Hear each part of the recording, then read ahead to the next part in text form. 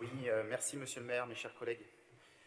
Le développement de notre métropole a longtemps répondu à un modèle d'intensité urbaine basé sur une combinaison densification-massification, ayant pour objectif louable d'une maîtrise de la consommation d'espace et d'une optimisation des usages d'équipements ou des dessertes par les transports en commun.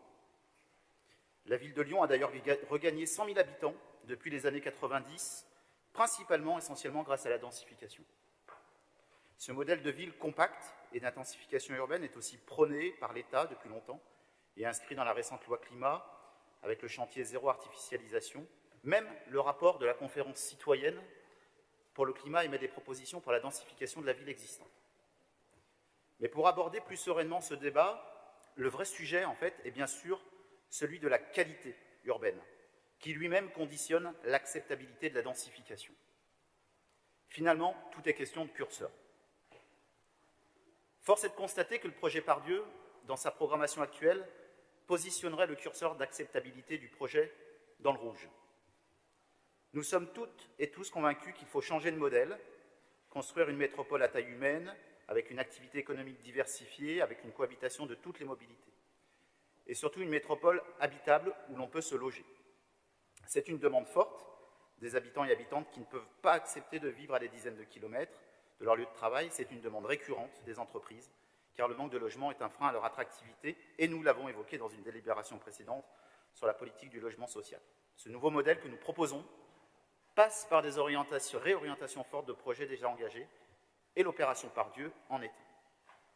Notre groupe retient notamment que le programme de construction modifié diversifie l'offre résidentielle, augmente la part de logements sociaux et inclut, on l'a dit, une part de logements à bail réel solidaire pour qu'au cœur de la métropole, on puisse encore trouver des formes de propriété à un prix abordable.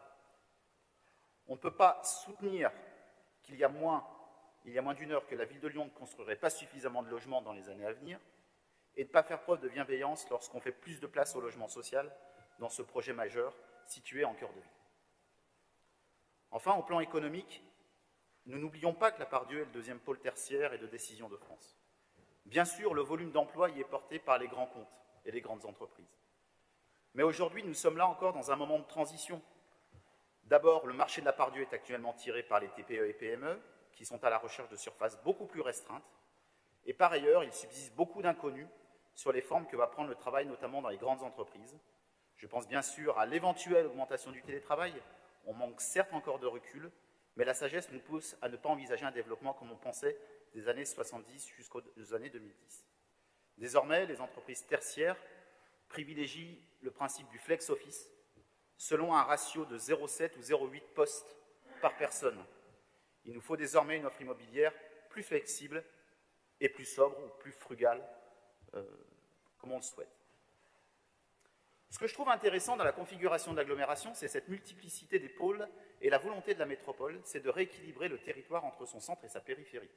C'est ce qu'avait fait la majorité précédente en créant de nouveaux parcs tertiaires. On ne peut pas décréter qu'elles iront toutes à Givors, il faut que des infrastructures répondent à l'accessibilité de ces nouvelles zones, comme au Carré de Soie, à Vèze ou Gerland. Ces propos ne sont pas les miens. J'ai bien trop de respect pour la commune de Givors. Ils ont été tenus par le président départemental de la FNAIM Entreprise dans une interview dans le dernier Nouveau Lyon du mois d'octobre. Si les professionnels de l'immobilier d'entreprise le disent, alors cette orientation ne constitue pas donc à l'évidence une erreur d'appréciation de notre part. Vive la multipolarité économique à la Pardieu, au Carré de Soie, à Gerland et surtout à Vèze. Oui, pour éviter l'asphyxie, il nous faut moins massifier. Oui, pour éviter l'asphyxie, il nous faut mieux équilibrer l'accueil d'entreprises sur un ensemble de sites économiques dédiés, déjà existants, en renouvellement urbain, comme c'est le cas à Vèze, au Carré de Soie, à la Saulaie, bien connectés par les transports en commun au sein de la métropole. Notre groupe votera très favorablement ces modifications d'un projet emblématique, répondant mieux aux nouveaux enjeux sociétaux de notre métropole. Je vous remercie.